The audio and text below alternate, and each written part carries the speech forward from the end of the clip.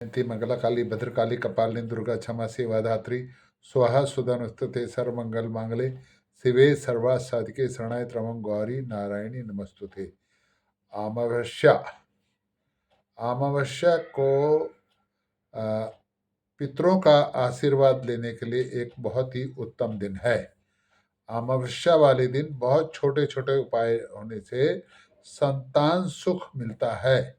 देखो एक बात सुनो, अगर आपको धन चाहिए तो आपको पूर्णमासी को पूजा करनी है, और अगर आपको संतान सुख चाहिए या पितरों का आशीर्वाद चाहिए या पितरों के कारण से कोई काम रुक रहा है तो अमावस्या वाले दिन आपको पूजा करनी है। बहुत छोटी छोटी पूजाएं होती हैं। एक तो सबसे आसान पूजा यह है कि अमावस्या वाले दिन पीपल के पेड़ के नीचे जाकर के दीपक जला दें। अगर कर सके तो सवेरे देसी घी का और शाम को सरसों के तेल का दीपक जला दें। ये बहुत छोटा सा उपाय है अमावस्या वाले दिन करने के लिए, और आपको भगवान के खूब आशीर्वाद, पितरों का आशीर्वाद प्राप्त होगा। गंगा जी में स्नान करके आ जाए अमावस्या वाले दिन, पुण्य काल में स्नान करें, देखो कितना लाभ होगा। कोई आपकी ऐसी समस्या नहीं इसका निवारण नहीं होगा, सब पितरों का आशीर्वाद मिल जाएगा। और अगर कोई आपकी कुंडली में पितृदोष है और बहुत ही आपको पितृदोष के कारण से कुछ समस्या आ रही है, तो तर्पण और श्राद्ध की विधि भी आप अमावस्या वाले दिन कर सकते हैं। मान लो कोई तिथि भूल गए या कुछ हो गया, तो वो अमावस्या वाले दिन पितरों से संबंधित दान, तर्पण, श्राद्ध ये आप अमावस्या वाले दिन कर सकते हैं। नहीं तो एक बहुत छोटा सा उपाय है, काले तिल, दूध और जल मिलाकर और पीपल के पेड़ के नीचे जाकर और पितरों का ध्यान करके धीरे धीरे से जल को पीपल के पेड़ के जड़ में चढ़ाना चाहिए। तो उससे भी भगवान पितरों का आशीर्वाद होता है। और बहुत है, पीपल के 5 पत्ते लेने, तोड़ने नहीं है, नीचे जो पड़े हैं उनके ऊपर राम राम लिख के 7 पत्ते ले और 2 बार राम राम राम राम ऐसे करके लिखें, और अनार की कलम से और रोली से उस पर लिख दें और राम राम करके वहाँ रख के आ जाएंगे। और जो भी आपका संकल्प है वो संकल्प करके और पीपल की 7 बार प्रदक्षिणा, 7 बार परिक्रमा करनी है। परिक्रमा करके और मन में यही कि भाई पितृ हमारी मनोकामनाएं, जो भी हमसे गलती हुई है उसको माफ़ करें। तो वो ये भी एक बहुत छोटा सा उपाय है।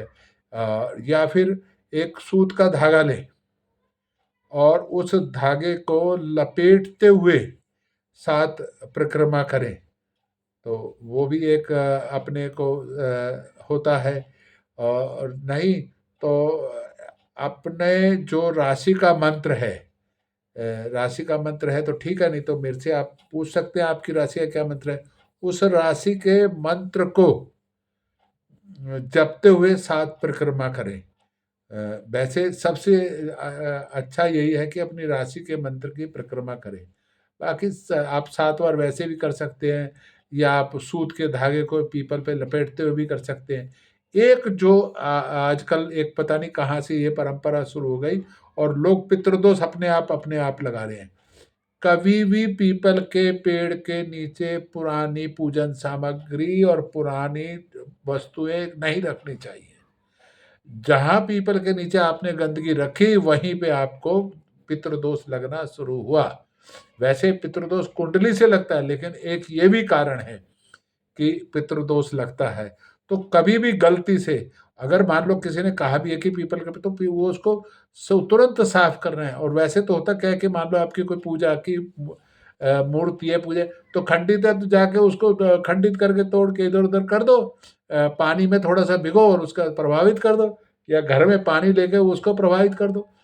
तो जरूर पीपल के पेड़ के नीचे रख करके कहाँ जाना है। और अब तो पीपल का पेड़ छोड़ो, आप सड़क के किनारे किसी भी पेड़ के नीचे जाके देखो, लाइन से लगी होती है। अरे मूर्ति को लो, मान लो तस्वीर है, आप शीशे की तस्वीर है, पीपल के पेड़ को छुआओ और ले जा करके उसका शीशा अलग कर दो, तस्वीर अलग कर दो, कागज है उसको थोड़ा सा या तो जला दो या उसको मिट्टी में दबा दो, कांच को कबाड़ी ले जाएगा, लकड़ी लकड़ी वाले हो जाएगी। तो अपना पीपल के पीछे गंदगी थोड़ा, आप पीपल जहाँ पे पितरों का निवास स्थान है, जहाँ पर हम सारा सुख प्राप्त करना चाहते हैं, उसी पीपल के नीचे आप, ये भाई साहब एक नैरेटिव चलाया है पीपल को अस्वच्छ करने का। तो पीपल के नीचे ये भी एक उपाय है कि अपने एक झाड़ू लो और पीपल के नीचे सफाई करके आओ, तो भी देखो कितना वो होता है।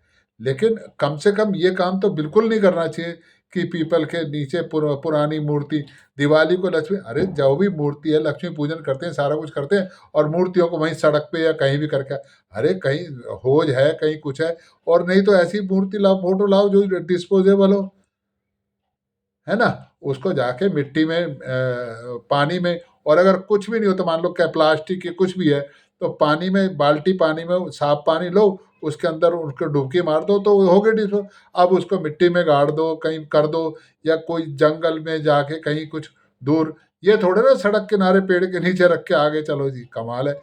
जिस मूर्ति से, जिस फोटो से आप अपने घर की सुख तरक्की मान रहे हो, वो उसी को आप पेड़ के नीचे रख के आए थे, तो आपको आपको फल मिलेगा क्या?